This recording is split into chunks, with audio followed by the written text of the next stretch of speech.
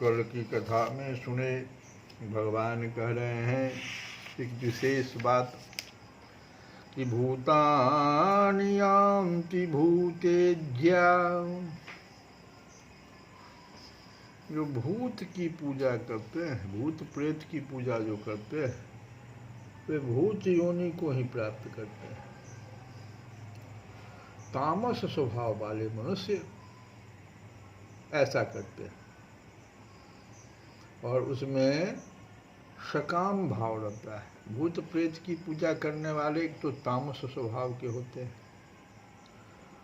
और दूसरा है कि उनमें ये सकाम भाव रहता है। उस भूत प्रेत की पूजा करने के पीछे कोई कामना रहती है, किसी का अनिष्ट करने की कामना।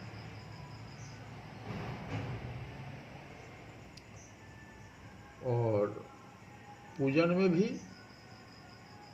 भूत प्रेत की पूजा में उसी के नियम का पालन करते हैं। उसी तरह का मंत्र जप, गधे की पूंछ के बालों को धागा बनाकर उसमें ऊंट के दांतों की मणियां पिरोना,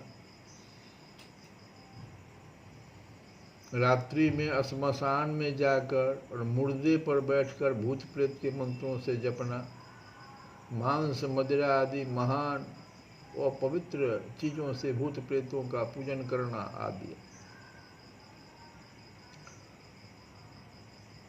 तो इससे अधिक से अधिक उनकी सांसारिक कामनाएं सिद्ध हो सकती है, लेकिन मरने के बाद तो उनकी दुर्गति ही होगी, उनको भूत प्रेत की योनि प्राप्त होगी। इस पर देखो एक कथा है, बड़ा सुंदर कथा। क्या है ये? सच्ची घटना है, थोड़े वर्ष पहले की ही घटना है, सच्ची है कि कोई व्यक्ति ऐसा था, तामसी व्यक्ति था,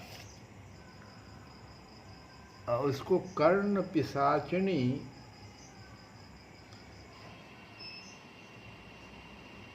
की उपासना वो उसकी उपासना करता था, कर्ण पिशाचिनी की। तो इससे होता क्या था कि वो किसी के बारे में कुछ भी पहले ही जान जाता था। उसके पास कोई भी कुछ पूछने आता तो कर्ण पिशाचिनी उसको पहले ही बता देता, बिना पूछे ही बता देता कि यह तुम्हारा प्रश्न है और यह उसका उत्तर है। इससे बहुत पैसा कमाया, बिना पूछे बताता था। बहुत पैसा उसने कमा लिया। अब क्या हुआ, उस विद्या का चमत्कार चारों तरफ फैल गया और एक व्यक्ति जो है, जो बड़ा ही समृद्ध व्यक्ति था, बगल के गांव वगैरह का, उसका बड़ा दबदबा था, तो वह इसके पीछे पड़ गया कि भाई यह विद्या क्या है तुम्हारे पास, मुझे भी सिखाओ, मैं भी इसको सीखना चाहता हूँ। तो बहुत जब जिद किया उसके सामने, तो उसने बड़ी सरलता से कहा कि यह विद्या चमत्कारी तो बहुत है, लेकिन वास्तविक हित कल्याण करने वाला नहीं है, इसीलिए ये मत तुम सीखो। फिर उसने पूछ लिया कि आप दूसरे के बिना कहे ही उसके प्रश्न को और उत्तर को कैसे जान जाते हो, इसको तो बताओ। तो उसने कहा कि मैं अपने कान में, देखो कितनी बड़ी बात, कैसे कहा ना कि ये तामस स्वभाव वाले करते हैं और इसमें अपवित्र चीज़ों का जो है प्रयोग करते हैं। तो उसने जो कहा ये बड़ा ही प्रमुख बात है। अपवित्र चीज़ का वो प्रयोग क्या करता था, जैसे वो इसके पास प्रश्न के लिए कोई आता था, समय निर्धारित था, तो पहले ही वो क्या करता था कि अपने कान में बिस्टा लगा देता था, पैखाना लगा दिया कान में, दोनों कान में बिस्टा लगा देता था। और जब कोई पूछने आता तो उस समय वो कर्ण पिशाचिनी उस बिस्टा पे आ जाती और आकर उसके कान में ही उसका प्रश्न और प्रश्न का उत्तर भी सुना देती और वो वैसा ही कह देती।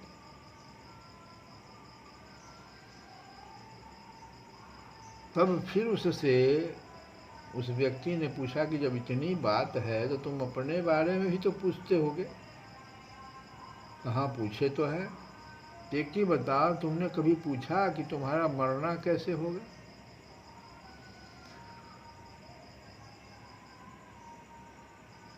इस पर फिर उसने क्या कहा सो सुनिए। वो कहा क्या कि हाँ, एक दिन पूछे थे तो कहा कि नर्मदा के किनारे तुम्हारा मरना होगा। और हुआ क्या, जब उसका शरीर शांत हो गया तब पता चला, वो व्यक्ति तो चला गया और काफ़ी दिनों के बाद जब उसका शरीर शांत हुआ तो पता लगा कि जैसे उसको पता चला कि नर्मदा के किनारे तुम्हारा इतने वर्षों में, इस समय में तुम्हारी मृत्यु हो जाएगी, तो अपना अंत समय जानकर वह नर्मदा की ओर चलने लगा कि भाई ऐसी ही बात है तो नर्मदा में कूद जाएंगे, नर्मदा तो माता है, गंगा जी माता, नर्मदा तो हमारा तो मुक्त हो जाना चाहिए। वो नर्मदा के किनारे समय अपना अंत जानकर नर्मदा के किनारे चला गया और तब कर्ण पिशाचिनी क्या किया, उसका पीछा किया, कोई तो भाग रहा है।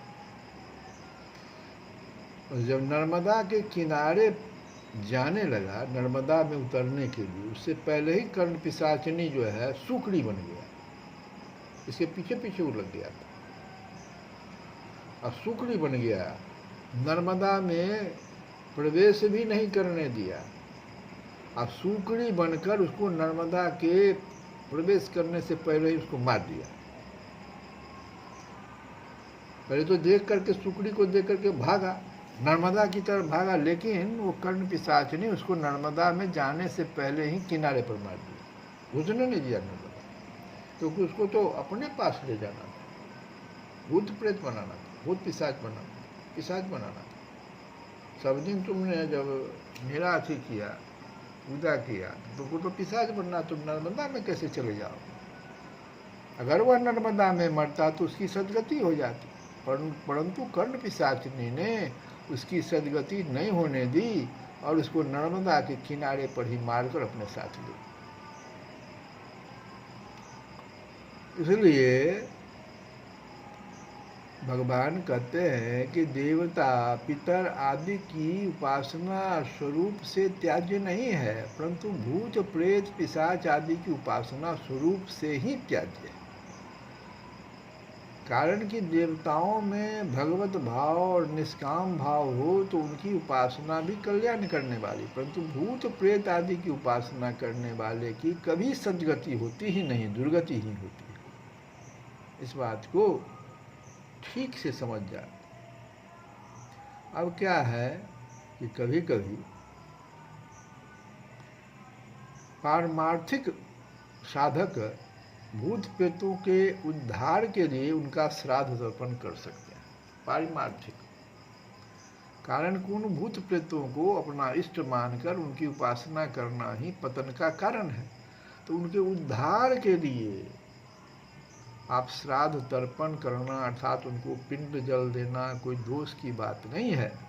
और संत महात्माओं के द्वारा तो अनेक भूत प्रेतों का उद्धार हुआ है। जैसे नामदेव जी महाराज की कथा कल हम लोग सुने थे, कुत्ता वाली।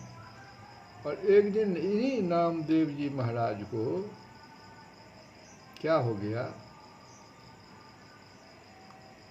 एक भूत भयंकर भूत, लंबे कद का भूत था, बहुत लंबा, उनको दिखाई दिया। तो नामदेव जी महाराज अब कुत्ता में ही भगवान का रूप देख लिए थे। रोटी लेके जैसे भागा तो कहे घी तो कम से कम लगा दीजिए भगवान, आप ही के लिए तो हम इसको रोटी बनाए थे, घी लगाना था। तो भगवान प्रकट हो गए। तो इस भूत भयंकर लंबे कद का जो भूत देखे तो उसमें भी अपना भगवत स्वरूप लगा दिया। क्या किए भगवत स्वरूप सुनिए। और प्रसन्नता पूर्वक कह रहे हैं कि भले पधारे लंबक नाथ, भले पधारे लंबक नाथ, भले पधारे लंबक नाथ। धरनी पाँव स्वर्ग को लो, स्वर्ग लो माथा, धरनी पाँव स्वर्ग लो माथा। लंबक नाथ है, पाँव तो धरती के पास है और माथा बहुत लंबा, स्वर्ग छूता हुआ ऐसा। तो धरनी पाँव स्वर्ग लो माथा, जो जन भर के लंबे हाथ, भले पधारे लंबक नाथ। और आगे गाते हैं कि शिव सन का दिक पार न पावे।